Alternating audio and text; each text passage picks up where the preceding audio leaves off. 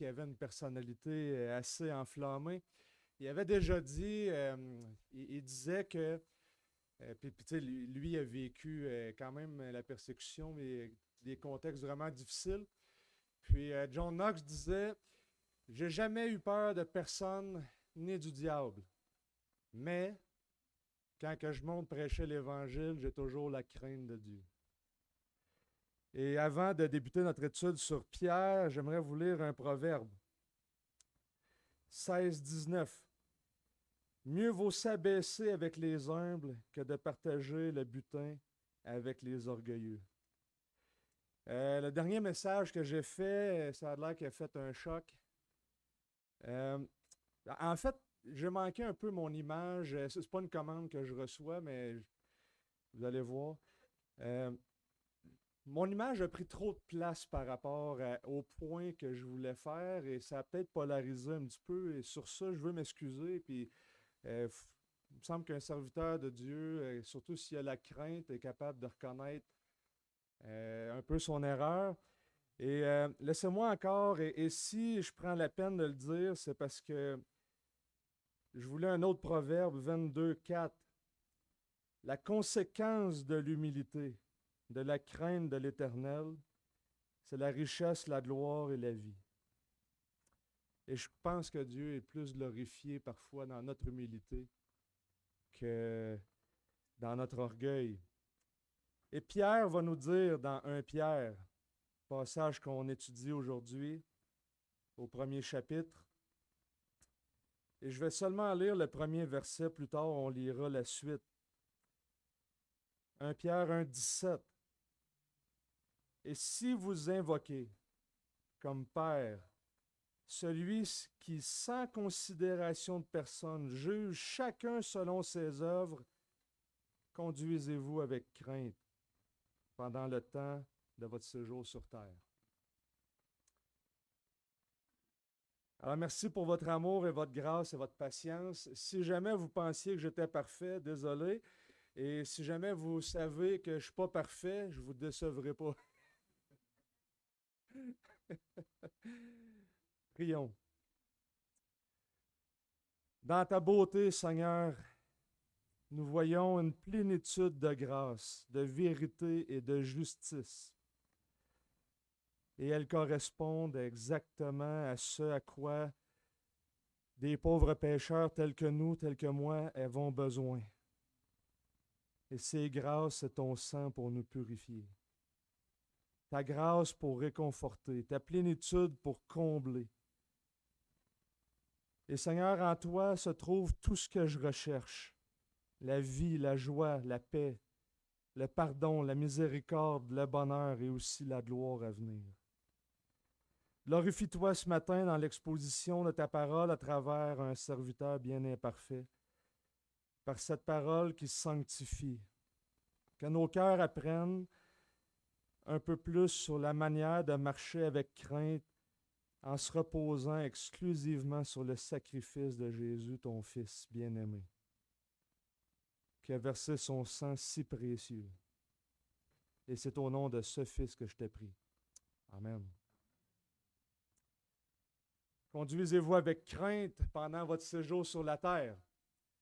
John Bunyan, le puritain, a écrit un volume un peu moins connu là, parce qu'il a été publié après le fameux voyage du pèlerin. Et en fait, il a écrit un traité sur la crainte de Dieu. Et dans ce traité, il explique qu'il y a deux types de crainte de Dieu. La première le premier type de crainte provient de ceux qui sont sans Dieu, les impies, les païens. De l'autre côté, il y a une crainte qu'il y a des personnes pieuses, des enfants de Dieu.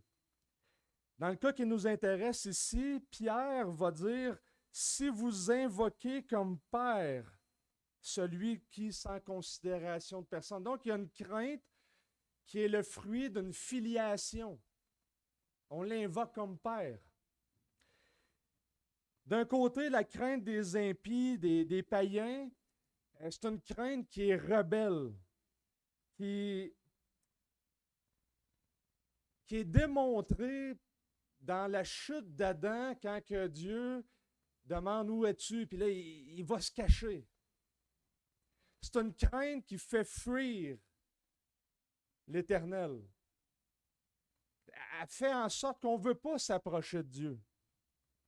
C'est le genre de crainte que même les démons ont et que le diable a. Et sa caractéristique principale, c'est qu'elle éloigne de Dieu. Et après avoir défini ce genre de crainte-là, Bunyan va se tourner vers le lecteur en demandant « Quel genre de crainte as-tu? » As-tu un genre de crainte qui fait douter, hésiter à prier, hésiter à t'attacher à Christ, qui fait hésiter à lire la parole, à venir dans son peuple? Et Bunyan va dire, quelle part de Dieu penses-tu trouver dans ces choses? Quelle part de son esprit et de sa grâce, de sa parole? Rien du tout, car il est impossible que ces choses soient les effets véritables et naturels de l'action de l'Esprit de Dieu, non pas comme un esprit de servitude. Ce n'est pas son œuvre. N'y vois-tu pas la patte même du diable? Il y a un genre de crainte qui n'est pas produit par l'Esprit, qui amène à la servitude. En revanche, l'Esprit de Dieu suscite chez le croyant une crainte qui pousse à s'émerveiller devant Dieu. Ce genre de crainte, nous dit Bunyan, découle surtout du sentiment de l'amour et de la bonté de Dieu pour l'âme. Sans cela, le croyant ne pourrait jamais jouir de son Seigneur, mais ne fera que se recroqueviller devant sa majesté et sa justice. Il y a un commentateur qui résumait un petit peu le livre de Bunyan et disait, en effet, une partie, en effet, rien n'oblige plus le cœur à craindre Dieu que le sentiment ou l'espoir de la miséricorde. Cela engendre une véritable tendresse du cœur, une véritable douceur pieuse de l'esprit. Cela met véritablement un terme à l'affection pour Dieu. Et c'est dans cette véritable tendresse, cette douceur et ce lien d'affection avec Dieu que réside le sens même de la crainte de l'Éternel. Dans le contexte, la crainte provient de la sainteté de Dieu. Parce que les versets d'avant nous parlent de se conformer à la sainteté de Dieu. Et ensuite de ça, il nous dit de vivre notre vie en tant que pèlerin sur cette terre dans la crainte. Et ça vient juste avant un merveilleux exposé de l'Évangile. Et cette douceur que l'auteur nous parle, de cette véritable tendresse et d'affection envers Dieu, réside en fin de compte dans l'Évangile. Réside dans notre relation avec l'Évangile. Et après notre passage, la semaine prochaine d'ailleurs, on va continuer le passage et on va parler de la régénération, de cette nouvelle naissance-là et en quoi cet Évangile peut nous régénérer, nous amener une nouvelle vie et changer cette crainte qui n'est pas produite par l'Esprit en crainte produite par l'Esprit. Lisons notre passage en entier. 1 Pierre 1, 13. C'est pourquoi affermissez votre pensée, soyez sobre et ayez une parfaite espérance en la grâce qui vous sera apportée lors de la révélation de Jésus-Christ. Comme des enfants obéissants, ne vous conformez pas aux désirs que vous aviez autrefois dans votre ignorance, mais de même que celui qui vous a appelé est saint, vous aussi devenez saints dans toute votre conduite, puisqu'il est écrit, vous serez saints, car je suis saint. Et si vous invoquez comme Père celui qui, sans considération de personne, juge chacun selon ses œuvres, conduisez-vous avec crainte pendant le temps de votre séjour sur terre. Vous savez en effet que ce n'est point par des choses périssables, argent ou or, que vous avez été rachetés de la vaine manière de vivre, héritée de vos pères, mais par le précieux sang de Christ, comme d'un agneau sans défaut et sans tache. Il a été désigné d'avance avant la fondation du monde et manifesté à la fin des temps à cause de vous. Par lui, vous croyez en Dieu qui l'a ressuscité d'entre les morts et lui a donné la gloire afin que votre foi et votre espérance soient en Dieu.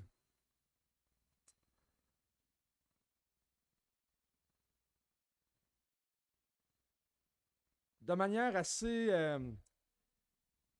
percutante, Pierre, c'est un des passages clairs, tu sais, agissez avec crainte pendant que vous êtes pèlerin sur cette terre. Et là, on peut vraiment mal comprendre cette parole-là, puis tomber dans une espèce de légalisme. Là. Le légalisme, c'est cette espèce de maladie spirituelle qui transforme en loi, puis en rigidité, tous les commandements de Dieu, là, puis que là, on va pousser à l'extrême. Mais je ne suis pas convaincu que Pierre veut qu'on comprenne ça de cette manière-là. Et aujourd'hui, on va voir à plusieurs reprises, et je veux même un peu dresser le portrait dans Pierre, parce que l'idée d'amener la crainte juste avant d'amener l'Évangile, en parlant de la sainteté de Dieu, en fait, on voit un peu la stratégie de Pierre. Parce que, en fait, on dit ça, qu'il parle de la sainteté, après ça, la crainte, puis l'Évangile. Mais en fait, tous les versets qui précèdent parlaient de l'Évangile. Qu'on aime Jésus, qu'il y a l'héritage, la résurrection, la régénération. C'est tous des sujets qui ont été amenés. Et en fin de compte, ce qu'on voit dans Pierre, à peu près à plusieurs reprises, c'est que l'Évangile va précéder l'éthique ou le comportement. Et ça, il faut vraiment le garder à l'esprit. Et plus tard, je vais même donner des exemples, là, si je n'oublie pas. Mais non, je vais essayer de ne pas l'oublier, c'est dans mes notes. Fait qu'on on va voir ça. Mais la dernière fois, en fait, mon image j'ai manqué mon point un peu parce qu'elle a pris un petit peu trop d'importance, mais mon point, et puis je reviens pas sur ça, là, mais je veux développer un peu plus cette idée de sainteté qui est présente dans le texte ici.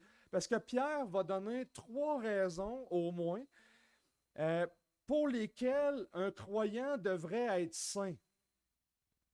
1, vous devriez être saint car Dieu, le Dieu qui vous a appelé, est saint. Et donc, Dieu veut restaurer l'image, son image, en nous. Et là, il y a plusieurs passages qu'on peut lire dans les Écritures. J'en lis quelques-uns, Romains 8, 29, par exemple. Car ceux qu'il a connus d'avance, il les a aussi prédestinés à être semblables à l'image de son Fils, afin qu'il soit le premier-né d'un grand nombre de frères. Prédestinés à être semblables à l'image de son Fils. Philippiens 3, 21 va dire « Qui transformera notre corps humilié en le rendant semblable à son corps glorieux par le pouvoir efficace qu'il a d'assujettir toutes choses. » 1 Jean 3, 2, on va lire « Bien-aimés, nous sommes maintenant enfants de Dieu, et ce que nous serons n'a pas encore été manifesté, mais nous savons que lorsqu'il sera manifesté, nous serons semblables à lui, parce que nous le verrons tel qu'il est. » Et donc, parce qu'il est saint, nous devons être saints. C'est à la fois une obligation, mais pas seulement. C'est qu'en fait, on est en train de devenir à l'image de ce qu'on va être dans le futur, quand on va être glorifié. Alors, laissons faire les images tirées de la sociologie ou de l'histoire et prenons une image tirée des Écritures dans 2 Corinthiens, chapitre 3. Jusqu'à ce jour, quand on lit Moïse, il y a un voile sur leur cœur. Mais lorsqu'on se tourne vers le Seigneur, le voile est enlevé. Or, le Seigneur, c'est l'Esprit. Et là où est l'Esprit du Seigneur, là est la liberté. nous tous qui le visage dévoilé, reflétons comme un miroir la gloire du Seigneur, nous sommes transformés en la même image de gloire en gloire comme par le Seigneur l'Esprit. Et donc, l'image que Paul va amener dans 2 Corinthiens ici, c'est celle du miroir. Alors, vous savez, c'est quoi un miroir? Donc, il y a un voile. Quand on lit les Écritures, quand on lit Moïse, il y a comme un voile qui empêche de voir. On est comme aveugle. Et puis là, quand on se tourne vers le Seigneur, le voile tombe. Et là, une fois que le voile est tombé, qu'est-ce qui arrive? C'est qu'on voit. Et là, on va se mettre à refléter comme un miroir. Donc, on devient comme un miroir. Donc, un miroir, il y a une surface sombre et il y a une surface qui est réfléchie. Puis là, c'est que on se tourne vers le Seigneur, la gloire vient, puis pouf! On fait juste refléter. Et c'est ça le miroir. Et on est transformé en son image. Donc, il y a quelque chose qui se produit dans la vie du chrétien. Comme les réformateurs disaient, on est sauvé par la foi seule, oui, mais en même temps, la foi ne vient jamais seule. Si vous êtes mort spirituellement, vous n'avez même pas la possibilité de vous tourner vers Dieu. Et que ça prend un acte extrêmement puissant de prendre un mort et de le relever à la vie. Dites-vous bien une chose, que le Seigneur vous aime trop. S'il vous ressuscite avec lui pour vous laisser dans l'état que vous étiez. Mais dans 1 Jean, et même dans le passage qu'on va voir un petit peu plus la semaine prochaine, mais c'est comme une semence qui est plantée. Et de gloire en gloire, comme Paul va dire, on est transformé, on grandit en sainteté, on grandit à l'image de celui qui nous a rachetés. La deuxième raison pour laquelle nous devons être saints, que Pierre nous dit, c'est, notez, si nous invoquons comme Père celui qui, sans considération de personne, juge chacun selon ses œuvres, conduisez-vous avec crainte pendant le temps de votre séjour sur la terre. Nous sommes des étrangers et nous devons nous conduire comme tels. J'ai fait un voyage en Haïti. Puis j'ai fait un voyage en France, puis en Floride. Puis quand on n'est pas chez nous, puis qu'on est dans un autre pays, je me rappelle en France, j'étais hébergé là-bas chez quelqu'un que je connaissais. Et puis, à un moment donné, il s'est mis à m'expliquer un peu qu'en France, ça ne fonctionne pas comme au Québec. Et j'imagine que si je vais en Colombie, quelqu'un va me dire, écoute, ici, tu ne peux pas dire telle chose. Tu sais, puis, il est en train de me dire, conduis-toi pas de telle manière, fais telle autre manière, tu n'es pas chez vous. Parce que si tu fais ce que tu es habitué de faire chez vous, puis ici, ça ne fonctionne pas comme ça,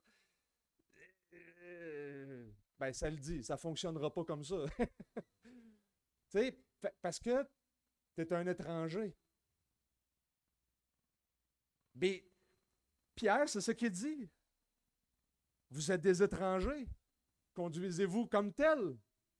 Et un étranger, ça se conforme, donc, pas à ce que tu étais avant, vous êtes de l'autre bord, mais à une nouvelle conformité, c'est-à-dire à celle de la sainteté de Dieu. Conduisez-vous comme des enfants de Dieu.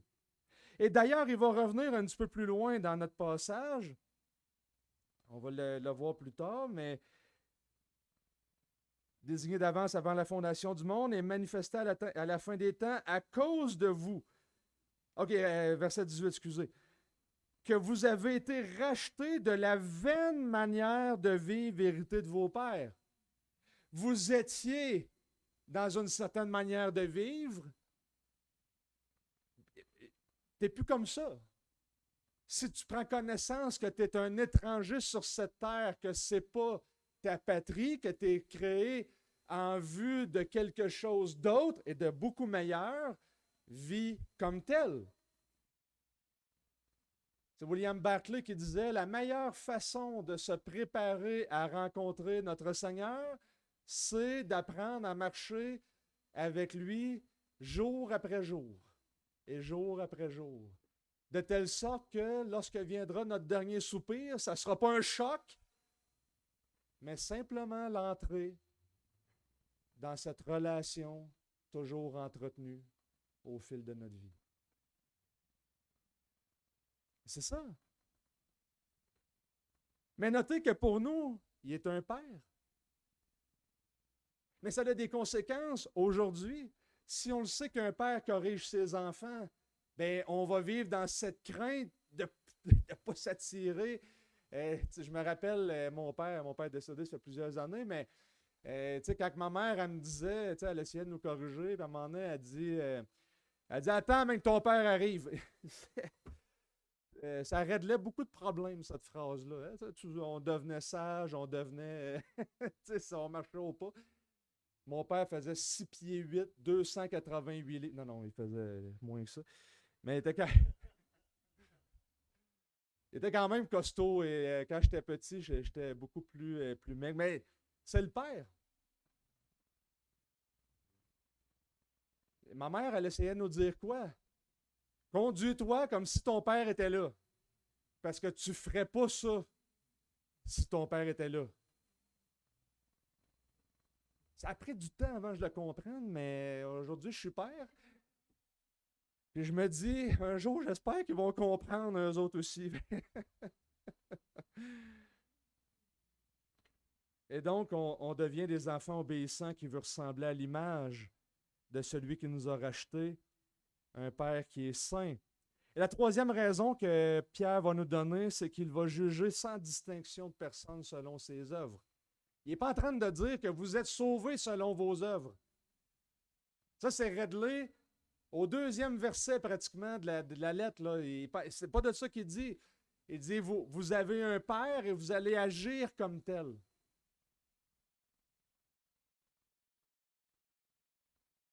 Et donc, pour ces raisons, conduisez-vous. C'est-à-dire, adoptez un mode de vie, changez votre vie. En tant qu'étrangers, nous devons avoir le style de vie qui reflète ce Dieu saint. Et en fin de compte, qu'est-ce qui vous change du monde si vous vivez comme le monde?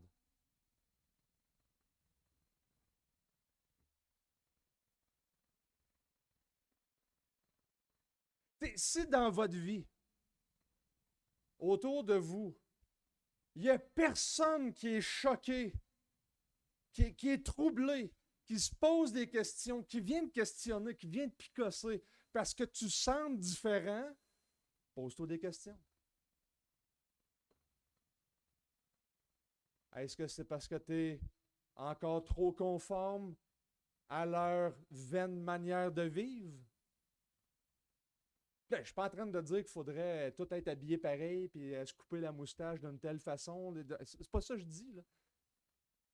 Mais il va venir un temps dans votre vie où, à un moment donné, il y a des personnes qui vont réagir, puis ils vont dire ouais, attends un peu, lui, il n'est pas pareil. Puis à un moment donné, quand tu vas dire quelque chose, le monde va comprendre. Là. Ça vous est-tu déjà arrivé que ça fait un bout de temps, à un moment donné, des nouvelles personnes au travail, puis tout ça, puis à un moment donné, quelques semaines, mois plus tard, ils apprennent que tu es chrétien. Je me rappelle, je me suis converti à 18 ans, puis je travaillais dans un restaurant. Fait qu'évidemment, tu n'arrives pas d'un restaurant avec ta pancarte, je suis chrétien, considère-moi comme tel. Puis tu sais, je veux dire, tu arrives là, tu travailles, tu apprends, puis tout ça. Puis quelques mois après, le chef cuisinier est encore mon ami aujourd'hui, beaucoup d'années plus tard. Et à un moment donné, il m'a dit, il y a des gens là qui viennent de comprendre pourquoi. Il dit, t'es chrétien. Il dit, oui. Il dit, pourquoi tu dis ça? Ben, je viens de comprendre pourquoi. Que tu ne passes pas tes vendredis soirs à aller te saouler avec tes amis puis à faire, tu sais, puis là, il me fait toute une liste de choses que lui faisait. Je viens de comprendre. Parce qu'il voit que tu es dirigé par autre chose. Puis c'est drôle, tu n'as pas besoin d'un fois de rien dire. Mais ce que tu crois, on agit toujours en fonction de ce qu'on croit.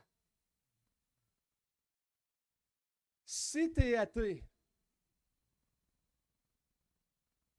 puis tu crois que Dieu n'existe pas, qu'est-ce qui t'empêche de commettre l'adultère? Qu'est-ce qui t'empêche de tuer quelqu'un? Qu'est-ce qui t'empêche? S'il n'y a rien après la mort,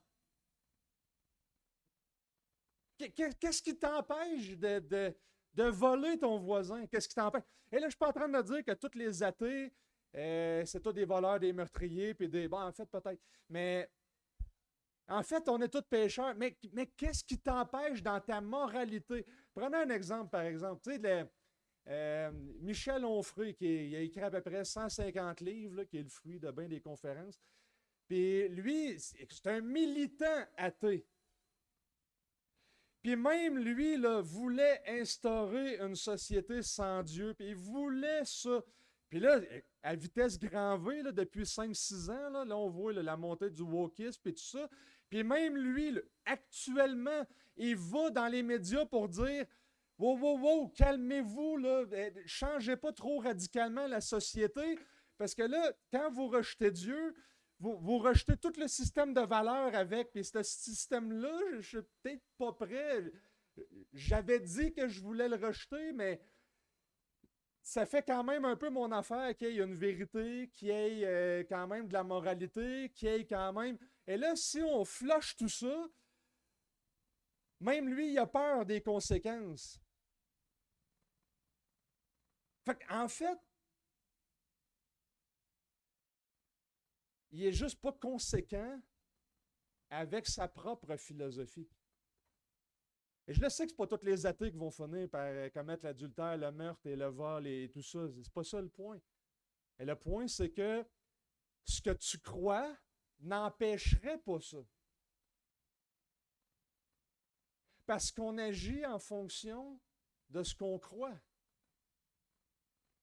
Et ça, c'est un principe à la fois biblique, mais en même temps, même en philosophie, le pire argument qu'un philosophe peut recevoir, c'est de ne pas avoir vécu à la hauteur de sa propre philosophie qu'il va avoir proclamée tout au long de sa vie. Et un philosophe dans une université qui se fait disqualifier pour avoir dit, écrit, propagé des choses, puis qu'au final, il ne vit pas de cette manière-là, il est juste disqualifié. Pourquoi? Parce que ta philosophie n'a pas impacté la manière que tu vivais. Et ça, pour un philosophe, c'est grave. Et ça met fin au débat. Tu dis ça, tu ne fais pas ça, ta philosophie n'a pas de conséquences. Même chose pour Michel Onfray. Il a proclamé un paquet d'affaires. Il change d'idée tout le temps. Ça dépend du livre que tu vas lire. Et ensuite de ça, au final, il n'est pas en train de vivre selon les standards de sa propre philosophie. Il est disqualifié. C'est tout. Ne soyons pas comme ça. Et l'endroit que je voulais vous amener la dernière fois, c'est ceci, puis je vais être encore plus clair, là, puis je ne vais pas manquer mon point, ce shot-là. À quoi ressemble ta vie? Quel style de vie as-tu adopté? As-tu changé ton mode de vie? Oui, on vit dans des temps difficiles, puis oui, on en a eu, puis oui, ce qui semble s'en venir, qui se pointe à l'horizon, semble des temps difficiles qui s'en viennent. Tu sais, la loi sur la censure qui vient d'être votée, qui va commencer au Canada là, au mois de novembre. Des lois sur toutes sortes d'affaires, l'avortement, toutes sortes de choses. On entend parler de la guerre, il y a toutes sortes de choses qui se passent. Mais la question, c'est comment devrions-nous vivre dans ces temps difficiles? Et Pierre nous enseigne ça. Verset 1. Pierre, apôtre de Jésus-Christ, aux élus qui sont étrangers dans la dispersion, au pont en Galatie, en Cappadoce, c'était les lecteurs de Pierre étaient des personnes littéralement en dispersion, là, pas chez eux. Là. Puis après ça, plus tard, il va parler que à vous qui êtes dans la fournaise de l'épreuve, à vous qui qui recevez les souffrances de Christ, à vous, puis il va revenir, puis revenir, puis revenir sur les souffrances. Pierre, il ne se cache pas. Et en fait, c'est que ça dépeint tout l'ensemble de cette lettre-là, la souffrance. Et Pierre veut nous montrer comment vivre dans des temps difficiles.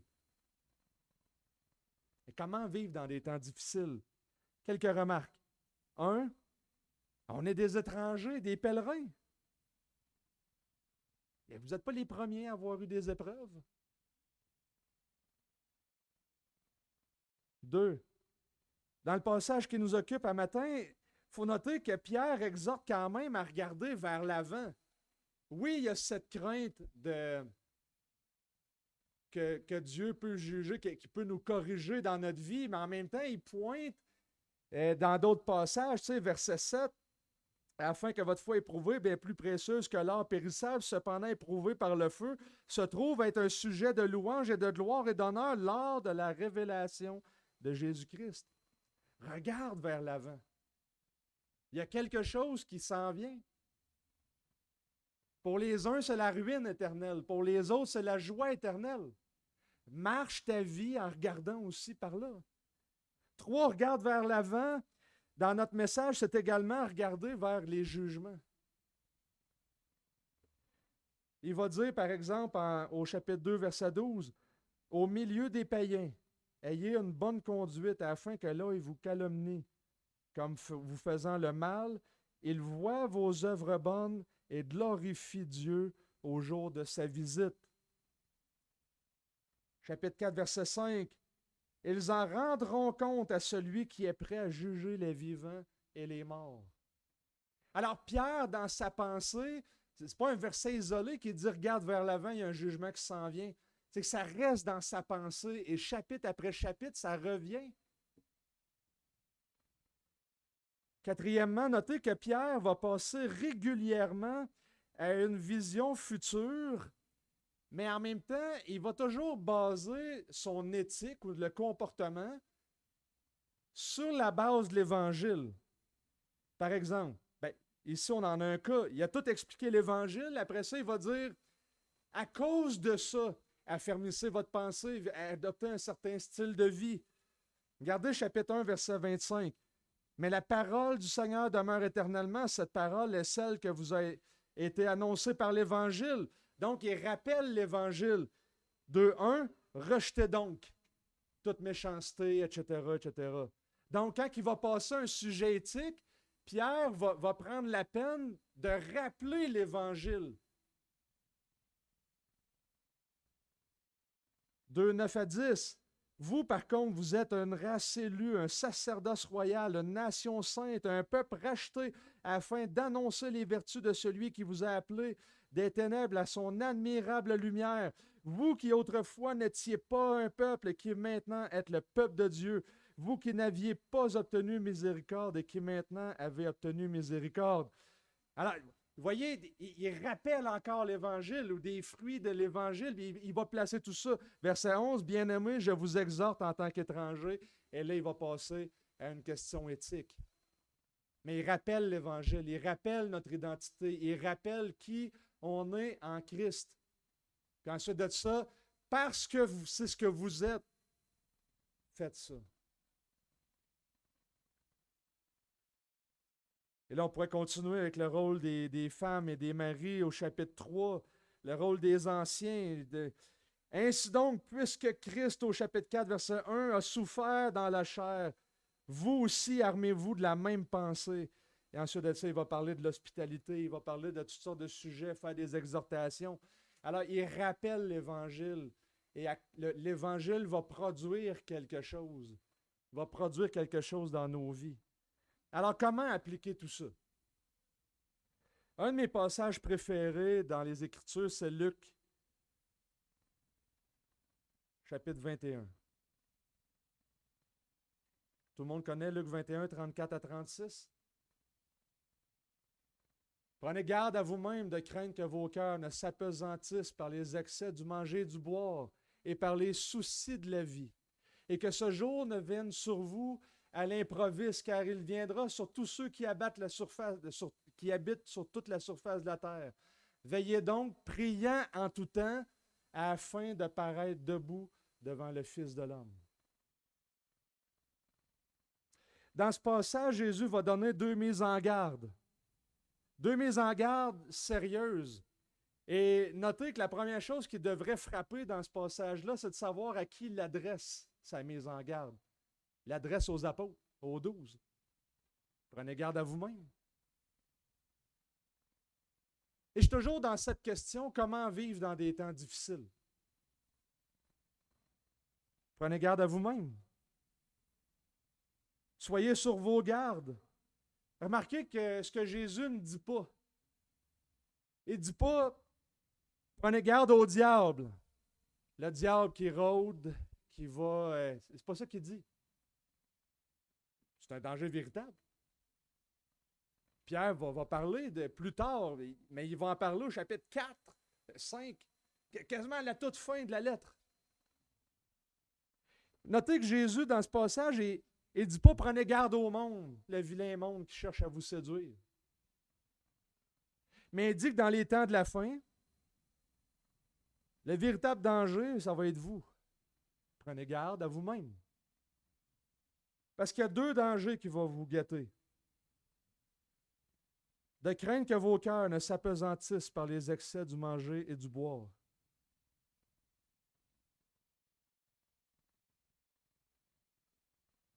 Prenez garde à vos cœurs. Proverbe 4, 23 qui dit « Garde ton cœur plus que toute autre chose, car de lui viennent les sources de la vie. » Il y a 2 dangers qui guettent nos cœurs. Qu'ils ne s'apesantissent par les excès du manger et du boire. Mais s'apesantir, ça nous parle de lourdeur, ça nous parle de devenir pesant, ankylosé. Et quand je suis ankylosé, puis je suis pesant, puis que je manque d'agilité, puis je manque de mobilité, puis quand je suis dans cet état-là, en fin de compte, je suis moins gracieux. Hein? Tu sais, autrement dit, c'est une expression dans la Bible qui nous parle de ne pas être prêt. Tu n'es pas prêt. Tu es pesant. T'es pas, un combattant là, qui est ankylosé, qui est pesant, qui n'a pas fait attention à son alimentation, puis puis là, je le sais, hein, ça fait 37 ans que je fais du judo. Fait que quand il y avait une compétition, là, tu t'en vas pas manger au buffet pour après ça aller te battre. Parce que tu vas filer pesant, puis la grâce, l'agilité, puis le reste, là, oubliez ça, ça va tout être flushé. Mais c'est ça. Et t'es pas prêt.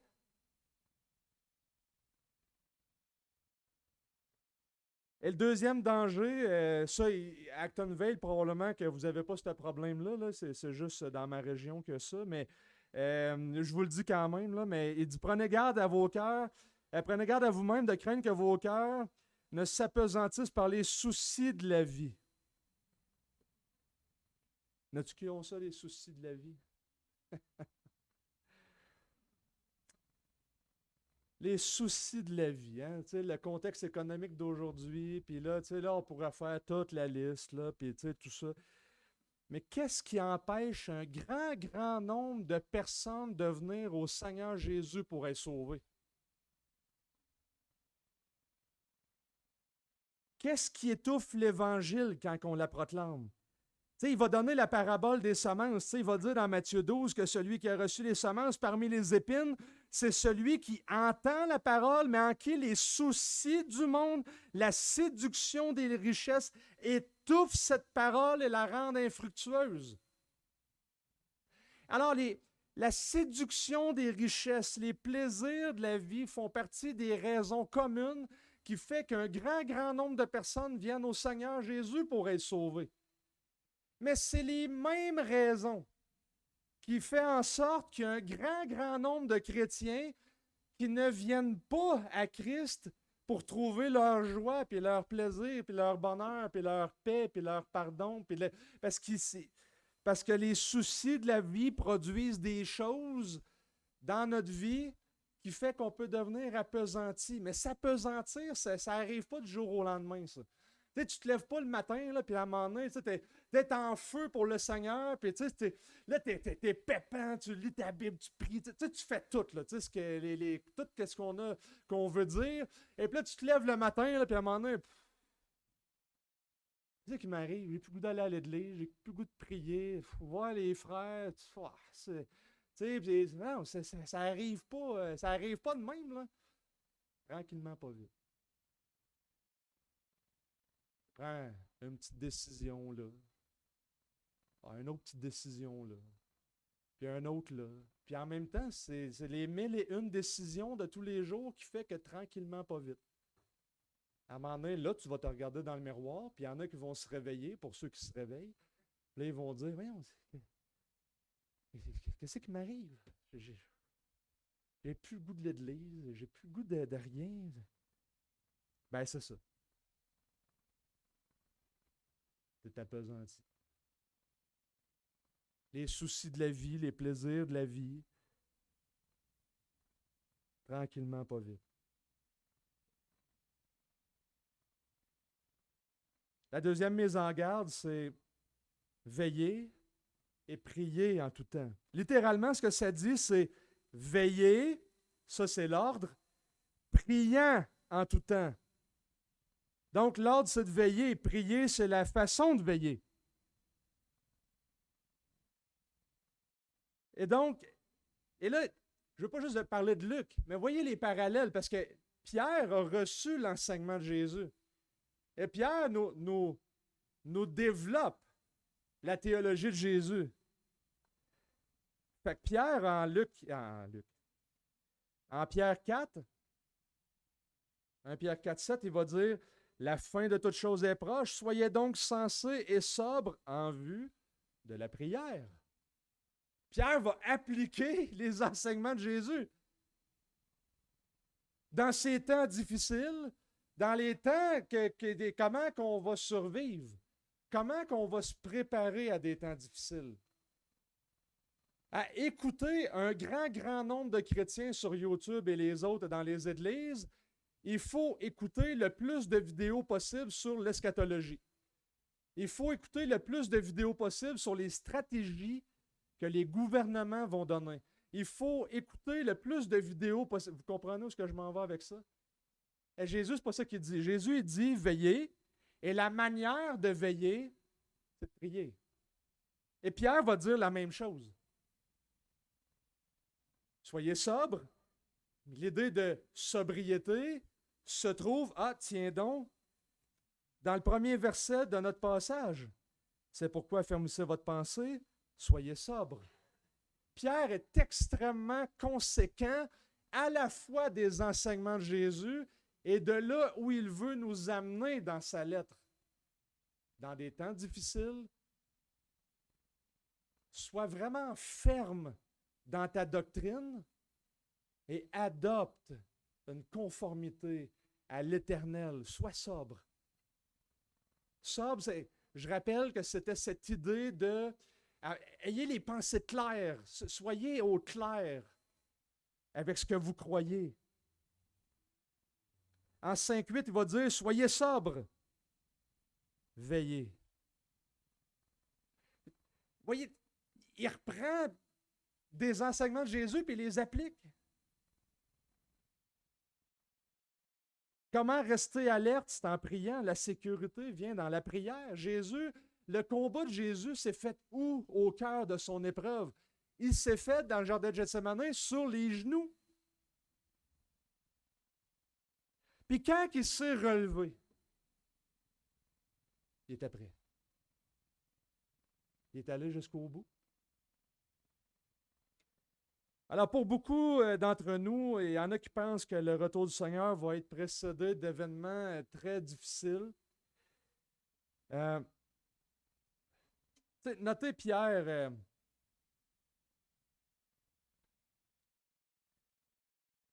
la fin de toute chose est proche, soyez donc sensés, sobres en vue de la prière.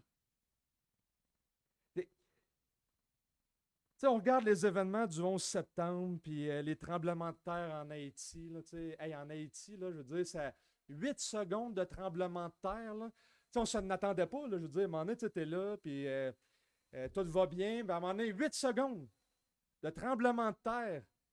Puis cette terre qui semblait si habitable et recevante, soudainement, des centaines de milliers de morts. Moi, j'ai passé à côté de la place où ça a parti d'en haut, là, la butte, là, puis dans ce raccoin-là de la ville, là, il devait y avoir à peu près 250 000 personnes dans des maisons empilées une par-dessus l'autre, dans une espèce Et ça a parti d'en haut, et il y a eu un éboulement jusqu'en bas, des centaines de milliers de morts, 8 secondes. Je me rappelle, le 11 septembre, je rentrais au cégep, puis il y avait à la télé, il y avait la première tour, l'avion qui était tombé dedans. Je suis ressorti de mon cours 1 heure et demie après, puis il y avait la deuxième avion qui était dedans. Et puis là, les journalistes s'étaient enflammés. Je me rappelle encore, là, on parlait de Troisième Guerre mondiale, on parlait de toutes sortes d'affaires. Puis là, c'est parti, on était envahis. Puis tu sais, on ne s'en attend pas.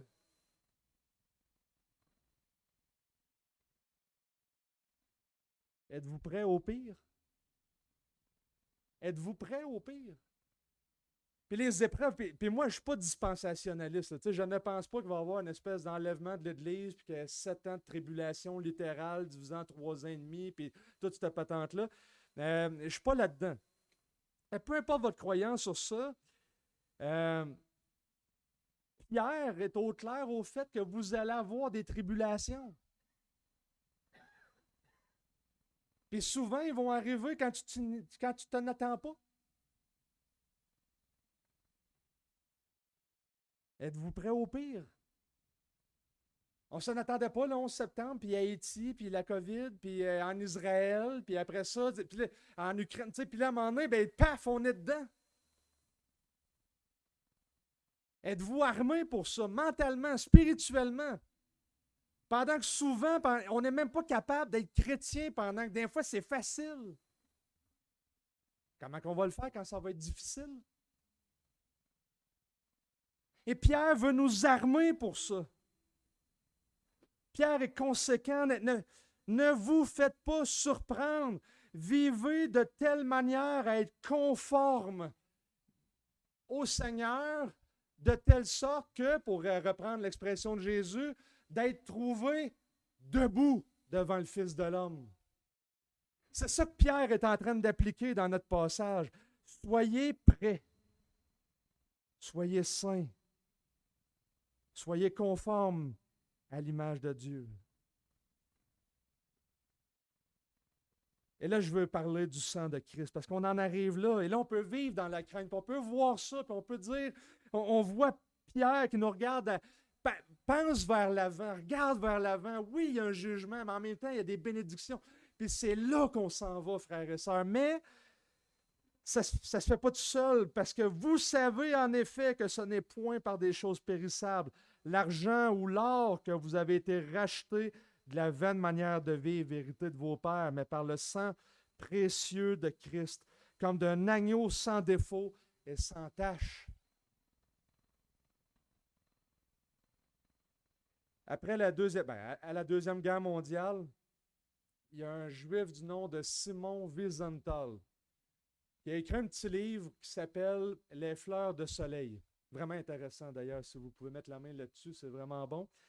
Et Simon Wiesenthal, dans ce livre-là, raconte une histoire. Et en fait, son histoire, c'est que lui, s'était malheureusement incarcéré au tristement célèbre camp d'extermination Auschwitz. Juste avant que les Alliés viennent les délivrer. Et il y a un nazi qui est rentré dans la pièce où ce qui était, puis il l'a regardé, puis il a fait comprendre qu'il fallait qu'il le suive. Et Simon Wiesenthal raconte cette histoire-là. Et là, il suit, puis là, il raconte qu'il passe à côté d'un cimetière. Et puis là, les fleurs de soleil, c'est qu'il voit des fleurs au-dessus du cimetière. Puis lui, il réfléchit à ça, puis il se dit, peut-être qu'un jour, je vais avoir une fleur sur mon cimetière, parce que tout ce qui est en train de vivre là. Et là, finalement, il finit dans une espèce de baraquement qui servait d'hôpital de campagne. Et là, nazi l'amène là dans une pièce. Et dans la pièce, il y a un autre nazi, un jeune homme autour de 19-20 ans qui estime, qui est couché gravement blessé. Et là, il se demande, mais qu'est-ce que je fais ici? Et le nazi qui est blessé voulait rencontrer un juif.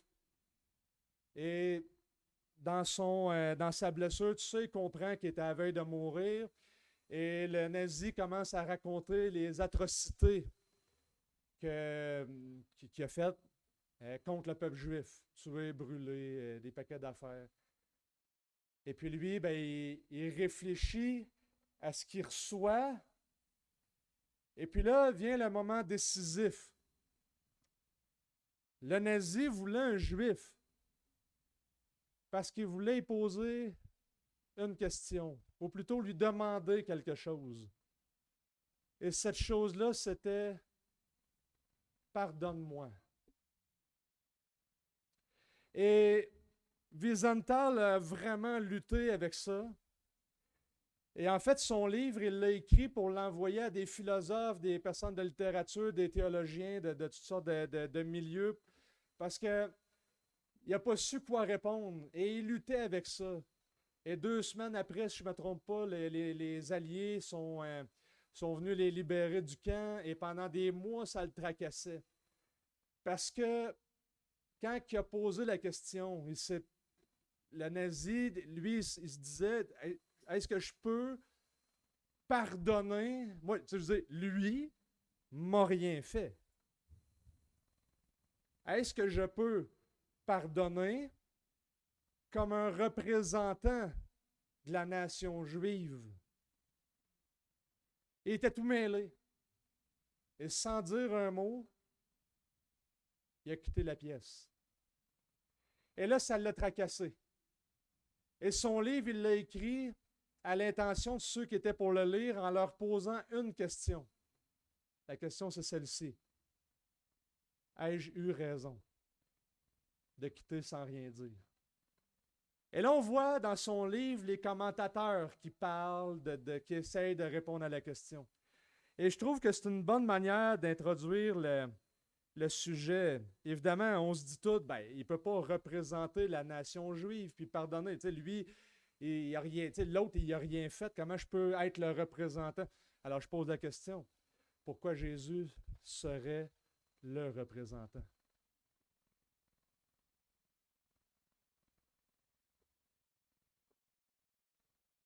Vous savez en effet que ce n'est point par des choses périssables, argent ou or,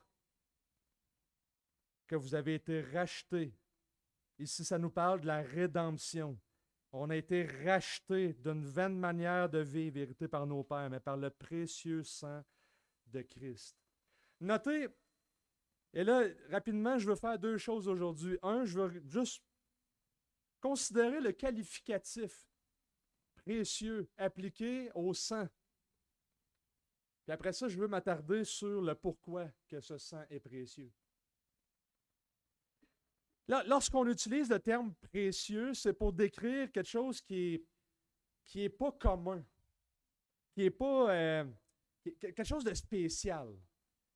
Évidemment, on pense à des pierres précieuses. Et Pierre va faire le contraste. Vous n'êtes pas racheté par de l'argent ou par de l'or. Mais qu'est-ce qui fait qu'une pierre est précieuse? Alors, je me rappelle quand on magasinait quand je magasinais la bague que j'étais pour donner à mon épouse, je me rappelle le pitch de vente que les deux bijoutiers, ou en tout cas ceux qui étaient là, et là, les deux ont sorti, ben, OK, celle-là m'intéresse, tu sais, puis là, dans le présentoir, tu sais, elle brille, elle attire notre œil, elle est belle. Et comme, tu sais, tu prends pas, tu fais pas comme Homer Simpson, mettre une rondelle d'oignon autour du doigt de Marge parce qu'il avait perdu sa bague. C'est pas ça que tu recherches. Tu cherches quelque chose qui brille, qui est précieux, qui est, tu sais. Puis là, on le regarde. Et là, elle me sort un certificat. Elle dit, cette bague-là, 100% canadien. Et là, elle me sort un certificat avec toutes les les qualificatifs de cette bague-là. Le nombre de carats, la brillance, le ci, le ça. Et puis là, ils me font le pitch de vente. Et en fin de compte, ce qu'il est en train de me dire, c'est que, écoute, elle est pure. C'est le nombre de carats, c'est le nombre de pureté que tu vas retrouver dedans, ou d'impureté.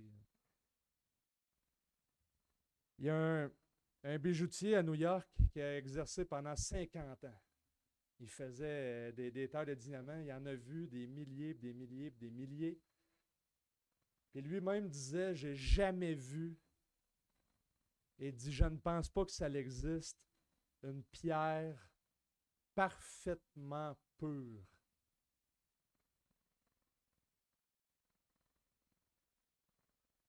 Ottawa, ils ont une pièce d'or pure à 99,99999%. Ils ne peuvent pas dire 100% parce que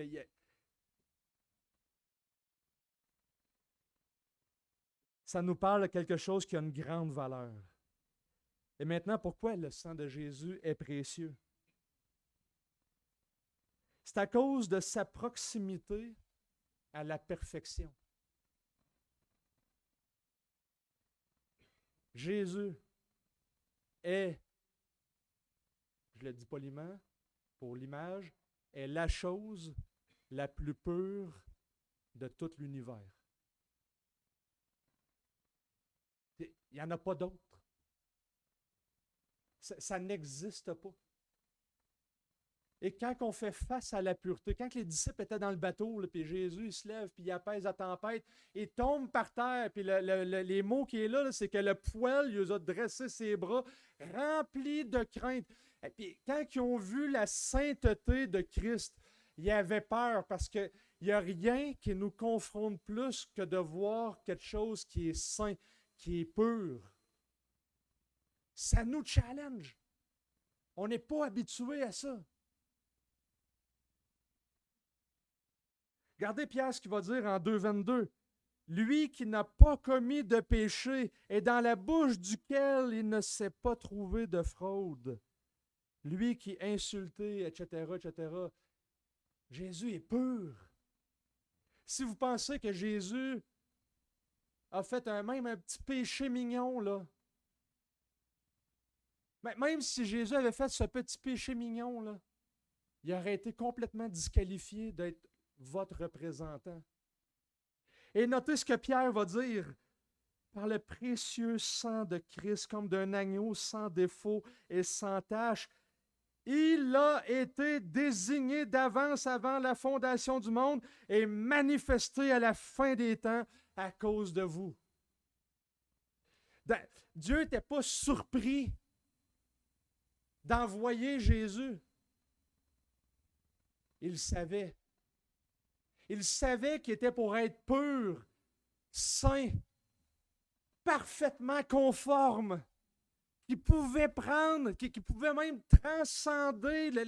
Il était face à face avec Dieu, puis il nous l'a envoyé, comme dirait l'auteur aux Hébreux, pour être parfaitement homme, pour le vivre, pour ensuite de ça faire le lien entre les deux. Et le Père qui s'est exclamé, « Celui-ci est mon Fils, écoutez-le », et il prend plaisir à le briser pour nous. Puis il dit, « Je suis satisfait ». Et il va le ressusciter d'entre les morts, verset 21. Et par lui, on va croire en Dieu, qu'il l'a ressuscité d'entre les morts afin que votre foi et votre espérance soient en Dieu.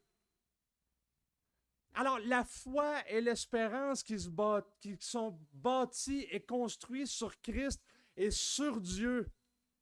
Mais quelle assurance! Parce que, imaginez, réfléchissez à ça, là, c'est que si, avant même que le monde existe, il a déterminé que la mort et la souffrance existaient pour manifester la gloire de Christ sur cette croix pour qu'il prenne notre place, il n'est pas surpris par tes épreuves.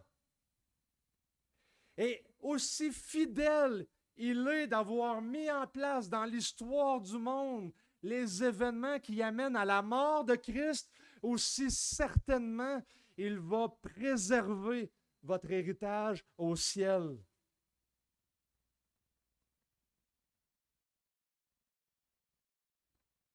Pour une espérance vivante, pour un héritage qui ne peut ni se corrompre, ni se souiller, ni se flétrir, et qui vous est réservé dans les cieux, à vous qui êtes gardés en la puissance de Dieu par la foi. La même puissance qui a ressuscité Jésus d'entre les morts vous garde. Et notez que les mots, on n'est pas racheté par l'argent ou l'or, mais notre foi, elle n'est pas périssable aussi. Elle n'est pas corruptible. L'héritage n'est pas corruptible. Et notre foi va être gardée. Il a prédestiné d'avance, il a désigné d'avance avant la fondation du monde, manifesté à la fin des temps. Notez le verset 2. Élus selon la prescience de Dieu le Père par la sanctification. Vous êtes des élus. Il voyait avant même la fondation du monde que vous étiez pour être ses enfants. Il ne vous perdra pas, peu importe ce qui arrive. Je n'ai pas peur du premier ministre du Canada. Je n'ai pas peur du président américain. Je n'ai pas peur de Poutine en Russie. Je n'ai pas peur de Netanyahou en Israël. Parce que la raison pour laquelle je n'ai pas peur d'eux autres, c'est que Christ me garde. Il a payé.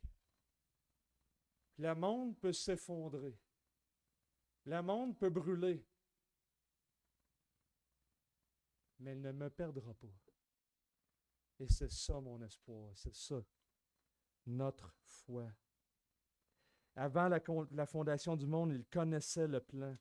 Il l'a amené à bien et par conséquent, vous pouvez être assurés que ceux qui, dans sa prescience, il l'a amené à l'obéissance par son sang, vous pouvez être assurés que vous aurez l'héritage promis.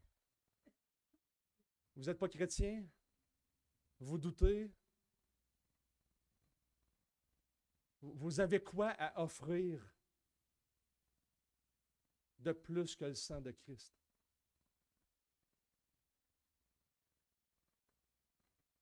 Il n'y a rien de plus pur dans l'univers que Christ. Je vous laisse avec les paroles de Richard Sibbes. Car si le Christ sauve, il ne le fait pas seulement en méritant et en satisfaisant la colère de Dieu pour nous, mais aussi en sanctifiant, c'est-à-dire en nous transformant, et en agissant efficacement en nous afin d'être un parfait sauveur. Prions. Seigneur Dieu, merci pour ton évangile. On est tellement imparfait, Seigneur, et moi le premier qui l'expose devant ton Église. Mais gloire à toi, mon espérance n'est pas en moi-même, elle est en toi, en Christ seul. Car j'ai rien en moi-même que je pourrais présenter pour satisfaire toutes les exigences que tu pourrais mettre devant moi et que j'ai échoué et échoué et échoué lamentablement. Et pour ça, je veux te louer pour Jésus-Christ. Je veux te remercier pour ton Église qui, ensemble, on peut s'aiguiser mutuellement et s'encourager à travers l'étude de ta parole afin qu'on puisse apprendre à vivre avec plus de crainte pour toi, sous ton regard. Ta parole est tellement équilibrée en nous présentant constamment Jésus-Christ comme le sacrifice parfait qui satisfait toutes ses exigences. Ô Seigneur, on n'aura pas assez toute l'éternité pour reconnaître et louer ce fait. Nous voulons commencer dès maintenant. Entends nos cœurs et nos louanges comme un sacrifice de bonne odeur pour toi, Seigneur. Sois glorifié à travers ton Église ici ce matin. Amen.